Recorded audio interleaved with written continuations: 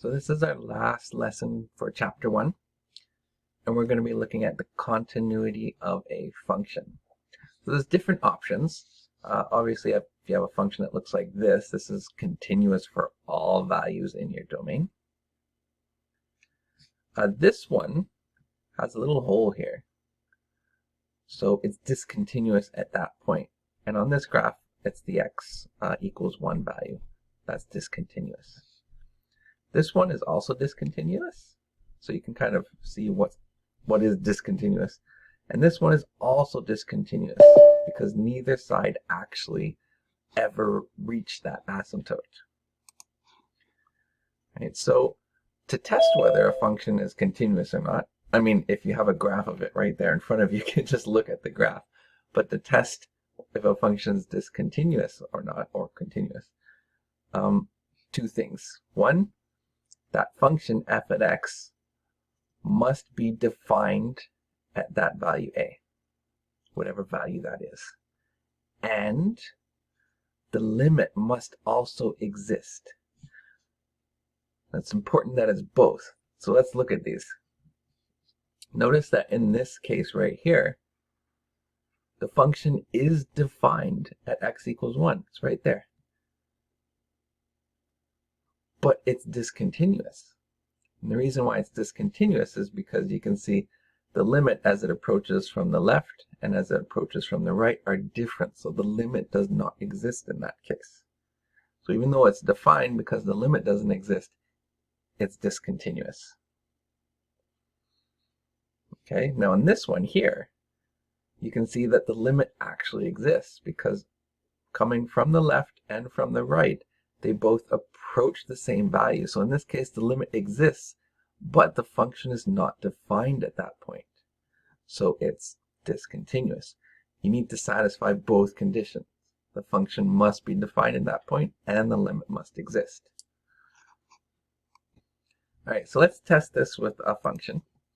Here we have a piecewise function, where when x is less than or equal to 1, the function is x plus 1 squared minus 2. And if the function is greater than -1, the function is x minus 1. So first we can test the limit. So we're going to want to test both sides of the limit. So if we did the limit as x approaches 1 from the left, in that case we're going to want to use this function here. Sorry, -1 from the left of x plus 1 squared minus 2. Right, so if you sub in -1 there, that becomes all 0 and you get -2. But what about the limit as x approaches -1 from the right? Now in that case, you're going to use the portion where x is greater than -1, so your function is x minus 1. And so if you plug in -1 there, you get -2. So the limit definitely exists. The limit is -2. Does the function exist? So if you're going to test the function, you're just going to substitute -1, and you're going to do it into this first part here, because that's when x can equal -1. So f at -1 will be -1 plus 1 all squared minus 2. That gives you 0 squared, so you're just left with -2. Okay, so yes, the function exists at -1 and the limit exists at -1. So is the function continuous? Yes, it is. And I have a graph of it over here at the side, so you can see definitely there is no break in the function. It is a continuous function. Now I have a couple helpful hints. One, all polynomial functions will be continuous. That's a little hint there. Any rational function will be continuous as long as g at a doesn't equal 0. So if your denominator is not 0, you're good. And lastly, when you have one-sided limits are not equal to each other, then the limit at this point does not exist, and the function is not continuous.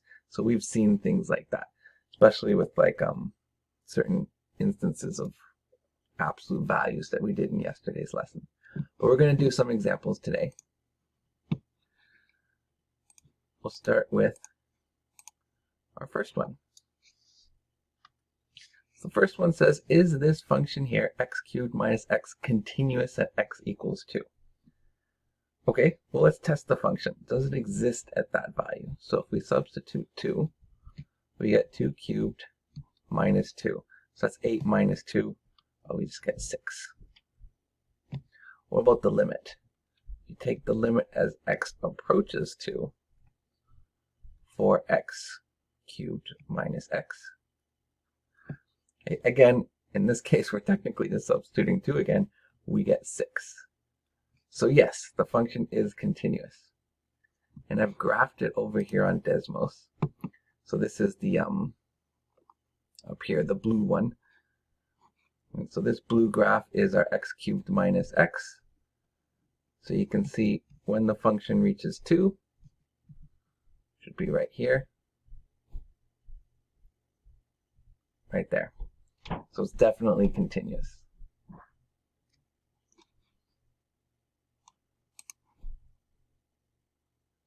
So our second function looks like this, right? And I could find the limit of that. So the limit as x approaches 2, that's what the question is asking. Now I can't simply substitute 2 in because I'm going to get a 0 on the denominator. But it looks like I can factor the numerator. So we're going to use our factoring strategy. And I can write the numerator as x minus 2 times x plus 1, all divided by x minus 2.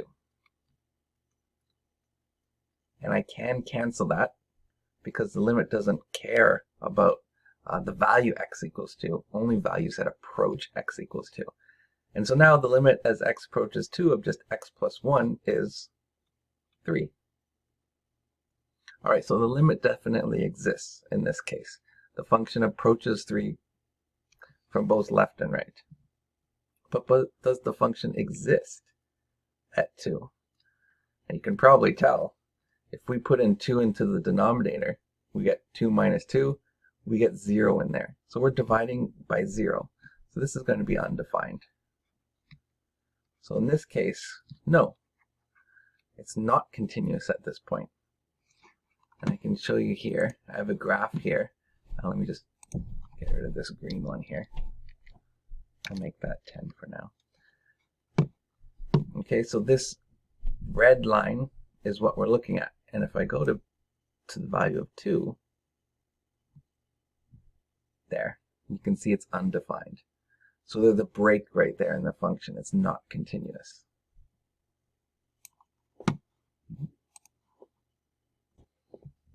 So our last example is a piecewise function.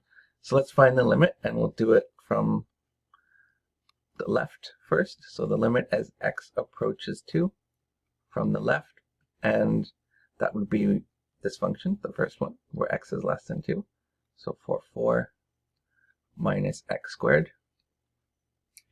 So if we plug 2 into that, we get 4 minus 2 squared, which is just 0. All right, so coming from the left, the limit approaches 0.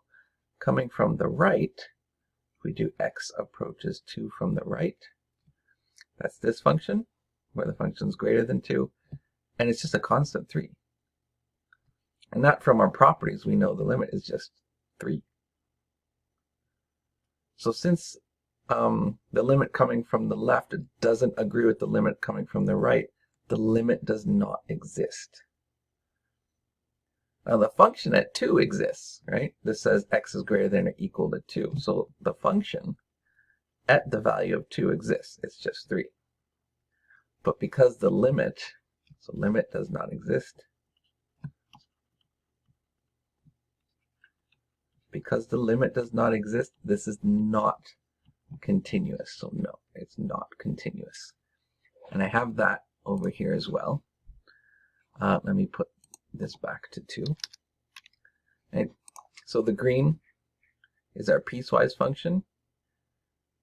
Okay, this goes down here, and you can see right here it exists at 2 as a value of 3. But it's definitely discontinuous because the limits coming from the left do not agree with the limits coming from the right.